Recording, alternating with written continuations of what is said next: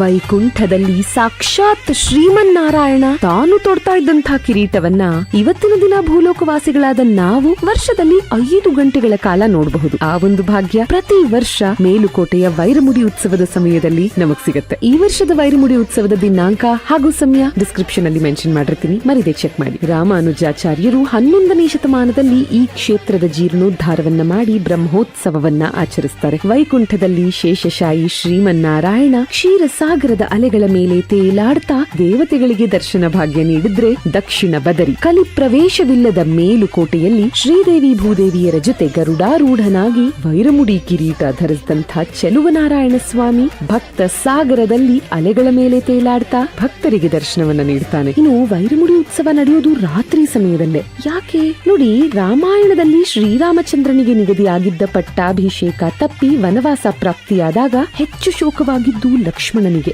ಇದೇ ಲಕ್ಷ್ಮಣ ಮುಂದೆ ಕಲಿಯುಗದಲ್ಲಿ ರಾಮಾನುಜಾಚಾರ್ಯರಾಗಿ ಹುಟ್ಟಿ ಶ್ರೀರಾಮಚಂದ್ರನ ಆರಾಧ್ಯ ದೈವವಾದ ಮೇಲುಕೋಟೆಯ ಚೆಲುವರಾಯನಿಗೆ ಶ್ರೀರಾಮನ ಪಟ್ಟಾಭಿಷೇಕ ನಿಗದಿಯಾದ ದಿನಾನೇ ಅದೇ ಮುಹೂರ್ತದಲ್ಲೇ ಅಂದ್ರೆ ಫಾಲ್ಗುಣ ಮಾಸದ ಪುಷ್ಯ ನಕ್ಷತ್ರದಲ್ಲಿ ವೈರಮುಡಿ ಕಿರೀಟವನ್ನ ತೊಡಿಸಿ ಮನಸ್ಸಿನ ಅಭಿಲಾಷೆಯನ್ನ ಈಡೇರಿಸಿಕೊಂಡು ಸಂಭ್ರಮಿಸಿದ್ನಂತೆ. ಇನ್ನು ಚೆಲುವರಾಯನನ್ನ ಅಲಂಕರಿಸಿರೋ ಮತ್ತೊಂದು ಕಿರೀಟ ರಾಜಮುಡಿ. ಇದ್ರ ಬಗ್ಗೆ ಮುಂದಿನ ವಿಡಿಯೋದಲ್ಲಿ ನಾನು ನಿಮಗೆ ತಿಳಿಸ್ಕೊಡ್ತೀನಿ.